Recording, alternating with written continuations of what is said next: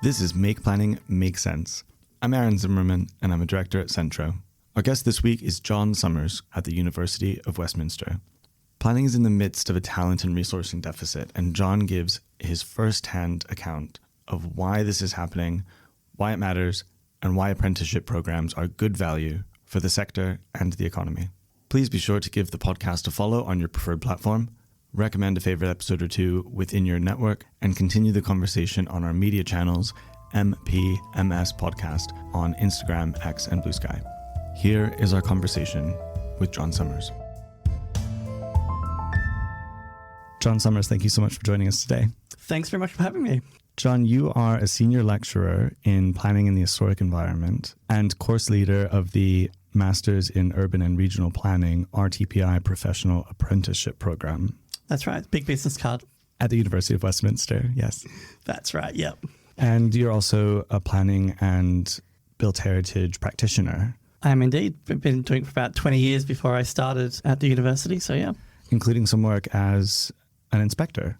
Yeah, I dabble in all sorts of planning, but yeah, I get around. Variety is the spice of life, right? It certainly is, yeah.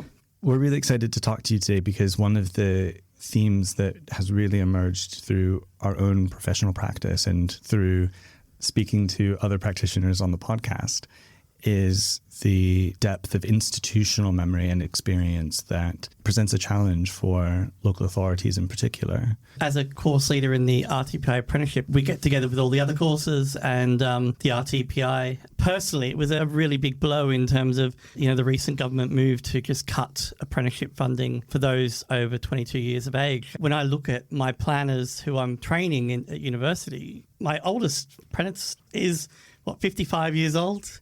My youngest is about 21, and that, I get maybe 3 or 4 at 21. Most of them are coming to planning later in life. So normally what happens is organisations, anyone can have an apprentice, and basically what happens is if you're earning, I think, over a £3 million wage bill, you pay an apprenticeship levy, so a tax, so they can use that tax to fund an apprentice. But over the last sort of 5 years, average 200 planners a year coming through the apprenticeship, and that's anyone from age 21 up to age 60. As I said before, my oldest apprentice was 55. Yeah. We find a lot of architects become planners. Engineers, we had a drama student want to become a planner, and she's amazing. People from psychology background, anyone can have can contribute to planning. And I think this whole issue about I appreciate the government's doing well. They're giving more funding for young people from out of school. There's loans. But then as an older person, I don't want to get into debt. As a 40-year-old, I could contribute great things to planning, even if I'm not a planner. But I'm not going to get myself into debt over that, even getting a government loan. That's why the apprenticeship was so good, because it was earn while you learn. And then you got a job after that normally, because the retention was really high. All my apprentices are still in jobs. But the rug's been taken right from under us. So after January, no more apprentices aged 22 and older. So level 7 basically gone. So we're losing all that experience of those people. Even in 22 is considered too old, apparently. And the funding for younger apprentices who are interested in planning is great. But as we talked about just a bit ago, that's not a very deep well, because no one knows what it is. No one knows what it is. Yeah, it's just a real sad blow. And a lot of courses, I know our course, we're pulling the apprenticeship route for the thing, because it's not viable. If you're only getting 3 or 4 apprentices a year, that's not going to work. Most of them are coming to planning later in life. So it's not a career that, unfortunately, people aspire to. To me, it's one of the most sort of undervalued and unappreciated occupations in the built environment, I think. Yeah. I think for a lot of people who end up in planning, when they look back, it makes sense that they are now in planning, but there's not really that 12-year-old saying, I want to be a planner. And that's its own puzzle to solve, because there should be, right? Because that 12-year-old is also spending 4 hours a day on SimCity 4. Well, this is, if you're good at SimCity, you're good at planning. Planning is so diverse as well. You've got people with natural environment planners, you've got heritage planners, you've got transport planners. They come from all walks of life. Anyone who has lived in this world, you can contribute to planning. And I don't think people really see that. Yeah. A lot of people say, oh, yeah, I did a geography degree and then kept going, and that's like the whole answer. Yeah, and that's how I got into planning. It's rare to meet a planner who says, as you said, I want to be a planner when I grow up. But for me, as a geography student in high school, we had this big project. I'm Australian, as I should probably declare it before I start. We had a project of this Werribee Outfall Sewer Reserve. It's 27 kilometres long. It ranged from, say, 5 metres to 500 metres in width. And our job was to basically say, what should we do with this? Should we turn it into green infrastructure for a bike track? Should we put some industrial on it, put some housing on it? What do you want to do? And, we just got the free rein to do anything we wanted. I thought, this is really interesting. This is amazing. I went to my geography teacher. What is this? Is this a job you can do? Oh, yeah, you do environmental science. This will be right. That's not the right answer. So that obviously shows you what the power of a university lecturer or a high school teacher. If they are the people who know what planning is, then that actually gets better reputation for planners. I joined the environmental science degree. I didn't really like it, but I was sitting in class with town planners. And I thought, actually, that's what I want to do. So I transferred over and I haven't looked back since. But it just shows, I think most of us probably around the table have had probably similar experiences with. Yeah. Awareness of what planning even is. The first episode of this podcast is titled, So What Towns Have You Planned? What's that? What's that, People forget why planning exists, really. What would be a world without planners? Planning hasn't been around for hundreds of years. We started in the Victorian times with the slum clearances. This is where factory owners were building factories with the Industrial Revolution. They were just building swarms and swarms of houses, the old back-to-backs where you didn't even have a garden. You didn't need a garden. You were there to work. Little Timmy would be down the mines at 8 years old and you had no sanitation. People were sharing the loo. People don't realise that you see these Jane Austen sort of films and things, but actually Victorian times were horrible. Yeah. That's how planning started. And back then, I think the slum clearances and the planners coming into plan was taking that sort of market away from the big sort of factory owners and so forth. And it became, yes, we were started off as the experts. This is how we need to plan for sanitation. If it wasn't for planners, we would have no sanitation. And it seems an odd thing currently where we're leaning towards the market to allow towns to be developed. Affordable housing is no longer built by the council anymore. We sold off most of the affordable housing sort of right to buy. Reports of the media, there's one of these right to buy social houses, which used to be a social house, sold for £1.4 million. Damn. Crazy. But this is actually a house that could cater for a family. And I think now we are the butt of everyone's problems. We're no longer the people who saved the cities for sanitation and planned.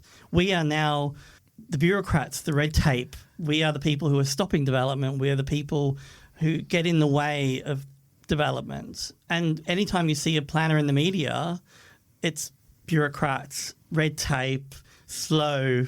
What about that amazing building that got built by that architect? Who was the planner that made that happen? And what really breaks my heart about that is a crisis of decisions that have been made at the government level, at the local government level, and especially through the second half of the 20th century. We see it even on a case-by-case basis in exercising the planning balance and decision-making. There really isn't a way to consider the embodied carbon impacts of demolishing an existing building relative to the fact that then the new building would be a better optimization of the site and provide more homes. And it turns out that development has negative externalities. And I think it's paralyzing, really. It sort of illustrates that dynamic of the role of the planner is just becoming exponential, isn't it? Yeah. BNG, we have to get involved with the BNG thing. The government gives us new strategic development plans coming into a town near you soon. We're going to have planners to do the strategic development plans. Information technology, data centres, trying to work our way through nutrient neutrality, all these sorts of issues. The planner's role is getting bigger and bigger, and there's no funding to do that. We are making our own role bigger and bigger. That's true. So I want to take it out of the passive voice and get your thoughts on it, because to my mind, the policy-making team can really give their decision-making and development management colleagues a bit of a break and scope some of these things that are paralyzing and incomparable out of the planning balance. Because I think policy-making is a really big key starting point for definitely. And it takes reform. ages to do as well. This is the problem. You're operating in a system that is retrospective somewhat because you've got to wait for something to happen before you can put policy to say no or yes against it. Hence why we're having this current battle with data centres at the moment. Massive heat generators, environmental impacts, but actually potentially good for the information technology and moving forward with planning, because I think information technology can have a really big impact with planning, but yet the legislation is not there. Planners at the moment are debating about how we approve this or what do we consider with this. It was the same back in the day when you had internet cafes and those sorts of things. Yeah. I remember that. It was like, but there's no use class for an internet cafe. What is it? Is it a cafe? Is it a retail unit? What is it? And these are the debates that we're always having as planners. But I think that's the problem, that we just need so much more resources and we're just not getting it. And we need people's life experiences to help pave the way in terms of that decision making. You know, everyone's leaving local authority to go to private sector, but why wouldn't you? When you look at saying the average wage of a planner at local government's $33,000 a year, and private sector you get a little bit more than that. It just feels that there's a bit of a gap between sort of the very experienced planners and the junior planners. There seems to be no sort of middle tier anymore, and it's very difficult to recruit for a senior planner. Someone who can just come in there and pick up. A lot of them are in the private sector, I think. If you're starting out in planning and you're just getting abused, which happens a lot, the RTPI have written about that as well. It's not an occupation you're going to stay in. And unfortunately, we do have the odd apprentice that been in there and they're like, oh, planning's not for me. I can't deal with this agent yelling at the phone at me. And it's a horrible position to be in. And you hope to treat people how you want to be treated yourself. But they just get a lot of abuse. And I think there's somewhat of a righteousness about abusing a planner because they're always depicted as the one that's holding up the show, whereas it's a hard role as a planner. Part of my role is actually trying to help planners see the good in planning because, yes, there are a lot of horrible situations you go through, but there's some really amazing stuff you can do and stuff you can be really proud about that no one shouts about. At the same time, sometimes the planning and built environment sector earns some of the bad reputations that it has. Oh, yeah, rightly so. But it's not through malice or laziness or lack of effort. The system itself is structured in an unhealthy way. Definitely. It is very difficult because we not only lack the resources at local authorities, but the actual experience, I think, is lost. And yeah, we do need to rely on the private sector planners to help the local authorities, I think. So, yeah. But, and the idea that the private sector planners are front loading it for the decision makers aligns with the Barker reviews. I'm not sure how quickly that was lost in terms of the culture and the dynamic between the public and private sectors. And I also wonder that if we weren't here as agents to take on the outsourced work that goes into an application, if development plans would be expanding exponentially as they have been. If I were being really saucy, then I would say it's really easy to add all of these conflicting and competing priorities into a development plan when you know that you're not the one who's actually doing the legwork. But what I definitely see is a structural problem with local government funding being inadequate for the tasks that it's charged with performing. I mean, when I started in England, those were the good old days of the planning delivery grants. If you met your targets, you got more money from the government. And the department I was working for, we had a whole team. It was like 20 or 30 planners. It was amazing. I'd never seen so many planners. We were working in a caseload of probably 20 or 30 applications, which was considered all right. That's about what I have, But now local authorities are dealing with 80, 90 applications at any one time. And it's just crazy. There's no resources. And you don't really even get rewarded for making those targets. I do see other councils also getting into a mantra where they're so under pressure, they don't want to consult anymore. Not consult, but they don't want to ask for amendments. Some authorities are saying no to amendments. We're not required legally to do amendments. We haven't got the time. The law says you can do that. However, whether that's good practice and good planning, but has the stretch on services been so hard? That's what we've got to now. We're a firefighting organisation that is just trying to get as much applications out as anything. We haven't got time to talk to applicants. If you don't give us the right amount of stuff, we're refusing it. That's not planning to me. But you've probably experienced that yourself. Yes, we have. And it's self-defeating as well, because to just refuse it means it's coming back to you in 2 months anyway. Yeah. With all of the sort of administrative work about preparing and submitting the application, receiving and registering the application, consultation again, it's going to be more work. I've got a couple of apprentices who are in councils like that, where they're not allowed to ask for amendments. These are young planners who are just getting into the industry. And part of the apprenticeship, we teach them all the 25 knowledge, skills and behaviours of the apprenticeship standard. And one of them is like influencing planning, influencing design. They can't do it because they're not allowed to influence. But actually, to be an apprentice, you have to illustrate how you can change design, how you can have those discussions. And that doesn't exist because of that. That's so troubling, because by refusing it just out of hand, that is a mechanism to influence the design, but in the least constructive and most inefficient way possible. That's right. Oh. But you don't have to be a planner to be an agent, and maybe that's an issue, but they're not aware of what they need to submit, and they'll just submit anything on behalf of the council will tell us what we need to do. You need to tell the applicant, you need to get the application as ready as you can to submit it. We will be right back.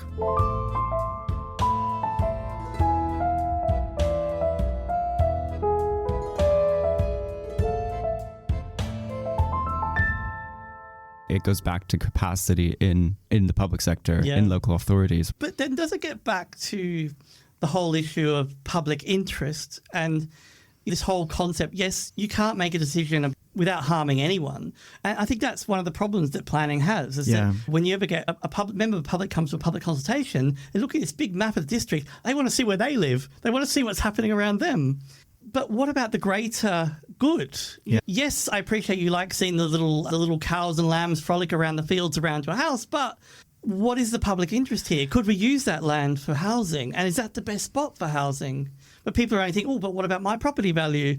And so we're not talking about that. We're talking about society. And I think that might be the crux of the whole issue, that there's this sort of pushing to and throwing between public interest, private interest, the government interest, but it's very dependent upon the political will of the authority that's doing it. And that's my sort of main gripe, I think. No, I think that's fair. And, we've even been in pre-applications where we're in a town centre, there aren't determinative heritage constraints. And I say it carefully that way because it's near a tube station, which is great, be sustainable. The tube station entrance itself is listed, but that is in no way, frankly, like a hindrance on the development of the space. And you can get urban design officer comments like, oh, it's a bit too much massing. It's not in keeping with the character of the area. That's correct. That is what we want. That's not what we want to avoid. And it speaks to that, just as long as nobody notices, just as long as there aren't any externalities. Can I go back actually, though, to this idea of incentive structures within local authorities? So it really gave me pause when you mentioned a bit ago that the apprentices are being trained not to take a positive and proactive approach on an application basis. This is a bit anecdotal, but I was talking to an officer who, at least at the time, was at Camden. And I mentioned I live in Tower Hamlets because I can't help myself. The officer said that actually Tower Hamlets officers are the best paid in London. It's the poorest borough in certain statistical subdivisions. It's got to be that SIL money. It's got to be that C-dub SIL, right? So Tower Hamlets, they actually have better salaries for their officers. They get more done, and they do a lot of really excellent work with estate regeneration. They're really good with public communication, and that's funded through them being proactive in their development. How do we potentially re-examine incentives for a proactive approach in a non-post-industrial LPA, where the sentiment politically and amongst the community is sort of like, no, guys, we're done? Yeah, I wish I had the answer to that. It's a very big philosophical question. Obviously, there's different ways of going about it. Obviously, one of the big ones is resourcing. I think it'll be interesting. I don't know. It seems to be a bit with this new planning infrastructure bill. It's interesting to see this whole, some councils can set their own fees and things. And I'm not sure what effect that will have. Yeah, it frowns around the room. But obviously, it's a bit of a catch-22, isn't it? Because once you have the resources, I think agents will start to see the progress. They'll start to see the involvement. They'll start to see the planners having more flexibility to do things they wouldn't normally do. Oh, let's have another consultation. Let's have another conversation about that application. I'm afraid it all comes to money, and perhaps political will is going to be the big one as well, as we mentioned, because you can have the most amazing plan there ever was, win awards or whatever, but if it doesn't get through the council, it doesn't get through, and you have to start again. I think when you get older, as I am, I've got no hair, so twins. I think you start to appreciate that planning is not about just your local authority. And I think when you start as a young planner, you're like, our authority for our authority. But then when you start thinking about things and learning things, you start to learn about the bigger picture. And I think I think that's where education, I think, is the key in terms of trying to get people to understand, and our young planners to understand the bigger picture here, to understand that things. But how do we get the young planners there? That's the problem. So I think they're moving towards that sort of thing of funding a master's degree. But then you think, all being well, that's great, you can fund a master's degree, but you're still going to pay that person's wage. You're still going to pay that. And if we're saying it costs $33,000 a year as an average for a planner, then where is the organisation going to find the £33,000 from? Should we be actually, and Pathways for Planning have been doing that, which is really good. And the RTPI have been lobbying for more money to do a thing where you're actually funding a planner for 2 years or something. And then there's no cost to the authority. I think that might be actually a really interesting and good way to do it. It certainly would front load a lot more people. And that might be a way of going about it. I don't know. Yeah, because you don't want to miss out on a generation of planners, because you need a continuous pipeline, don't you? That's right, yeah. At every sort of level. For that £33,000 public investment, if that could translate into a single major or GLA strategic application being determined a year sooner, so something might take 2.5 years at the moment, literally. But if you can cut a whole year off of that by having a competent and well-trained person in the local authority, my impression is that cost benefit is a no-brainer. To have, say, a 100-unit scheme built a year sooner, occupied a year sooner, has got to be more than £33,000. The ROI would be huge, as I think Alex would say. I mean, that might be part of the story, really, because if you're sort of giving good practice examples and putting that into the media, we're not slowing down the process. And I think everyone seems so isolated, don't they? I like a good old regional strategy. I was brought up the good old regional strategy days where it felt more like everyone was together. Now we feel very isolated, and I think this is the problem. It's become so sort of local. It's actually, we need to start thinking about the public. We need to think about the community. We need to expand our idea of thought. I mean, how amazing would it be if the RTPI just said, all planners drop their pens, we're going on strike for a month, let's see how the world does without planners. And I think that might actually change a few things. I'm not saying I'm not sure that sounds particularly healthy, but fend for yourself, kids. You'll miss mommy when you're starving. I want to ask you, part of the Planning and Infrastructure Bill is introducing mandatory training for planning committee members. They're not planners, but what do they need to know about planning? And what do planners generally need to know? Yeah, no, it's a good philosophical question. I would say most councils train their planners already, so it's not a surprise to councils to train. Whether the councillors take that training is another issue. I don't know how that is enforced. I mean, if you don't do training, does that mean you don't go on the planning committee or something like that?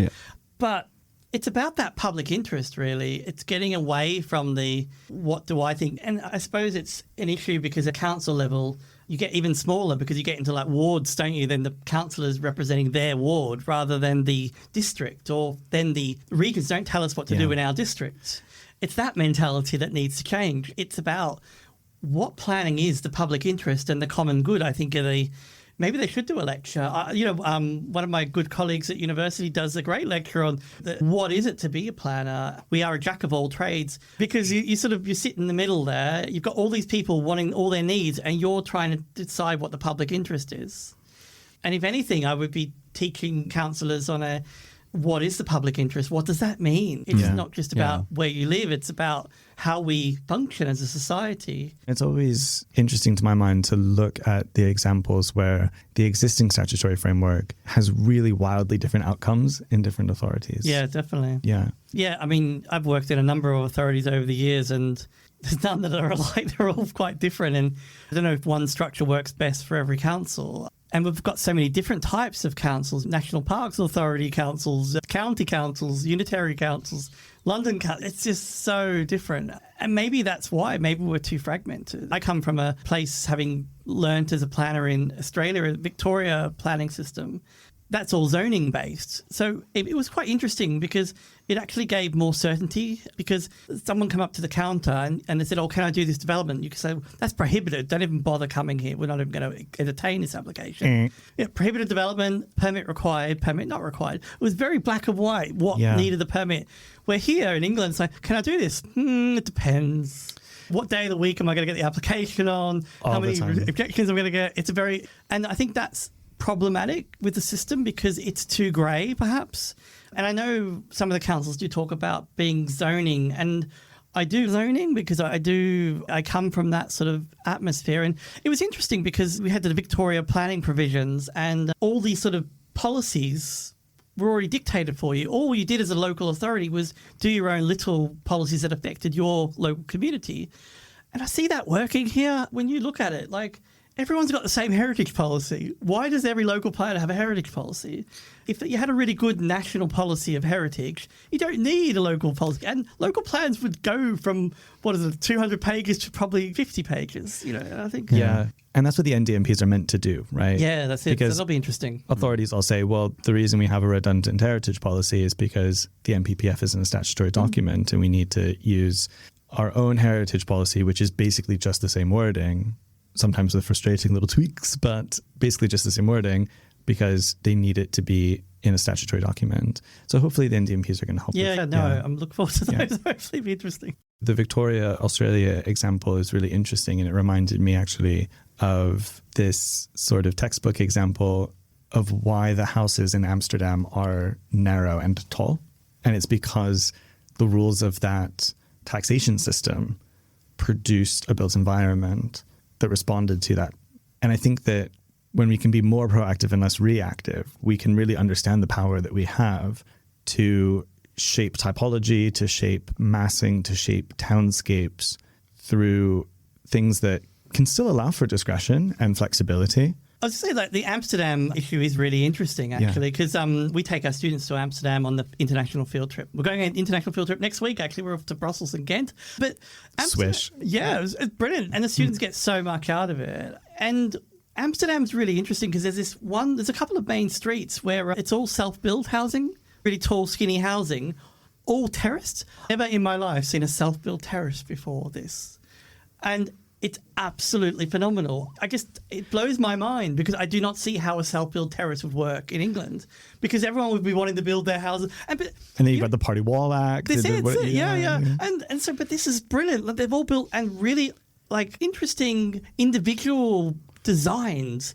And it's so eclectic. You walk up this street and you're like, oh, there's all these buildings that are all really narrow, all terraced, but each has their own character and individuality.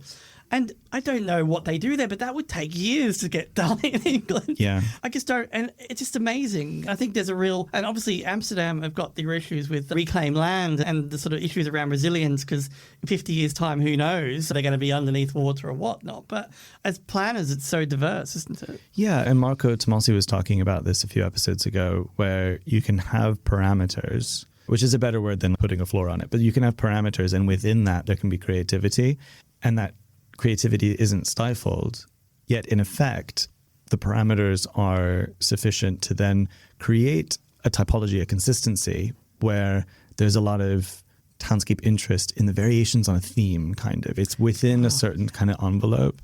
I'm reminded as well of Hafen City in Hamburg, which took a similar approach, where the plots were set out through the Harbour Regeneration, which was a central sort of government body, and within those parameters, each plot was assigned or awarded to a different developer with a different architect. And you have this really curious That's what we need, inconsistency yeah. within a parameter. I quite like that. As a heritage person, I'm so fed up of people wanting to develop Georgian houses. What, you're going to dress up as a Georgian as well and wear your Georgian clothes walking around your Georgian estate? I mean, it's absolutely ridiculous. And I think that's what we're going to talk about, like counsellors and education. Design should be an education.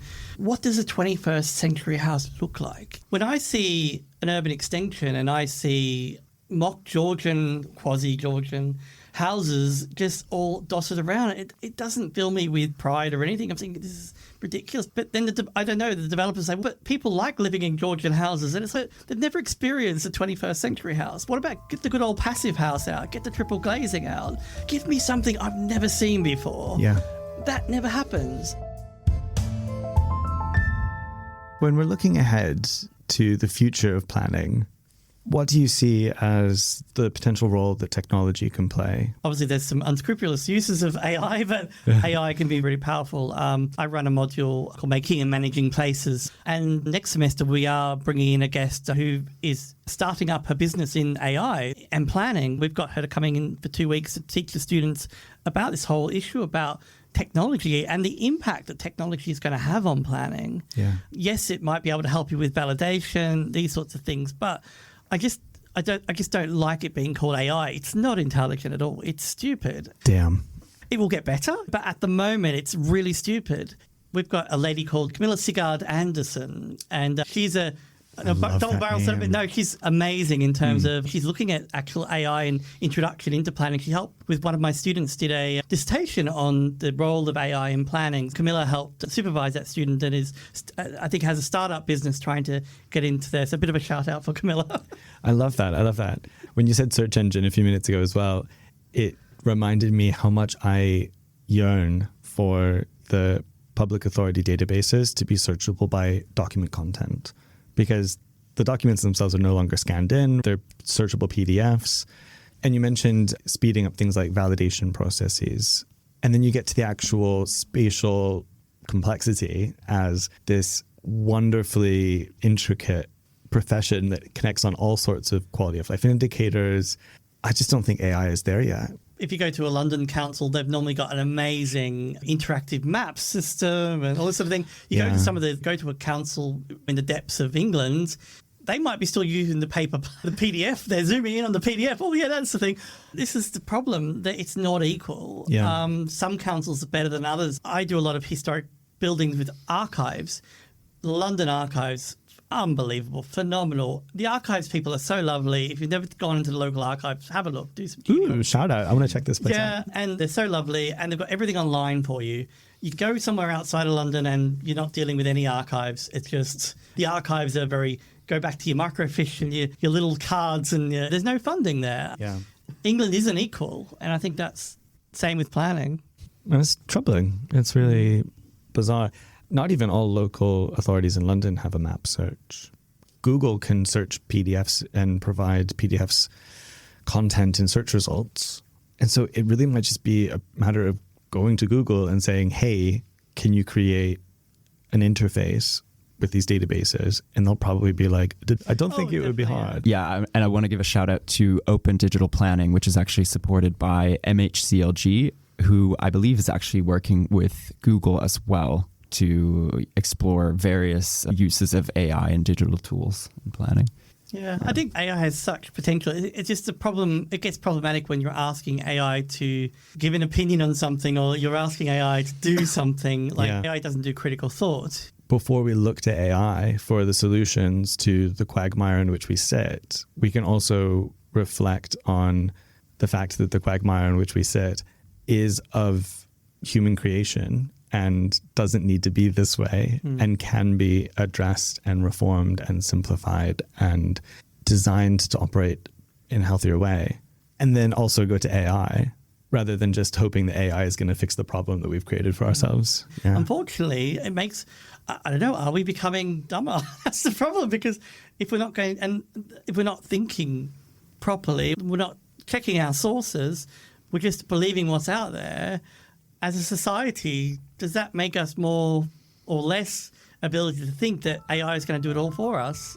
This has been such a lovely conversation. John Summers, thank you so much for joining us. Thanks for having me. It's been brilliant. Thank you. Really appreciate it. Cheers. Thank you for joining us for another episode of Make Planning Make Sense.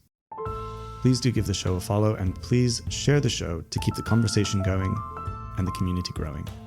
Find us on Instagram, X, and Blue Sky at MPMS Podcast, or write to us at podcast@centroplan.co.uk. Make Planning Make Sense is presented by Centro Planning Consultancy and recorded in beautiful London, England. Its executive producer is me, Aaron Zimmerman.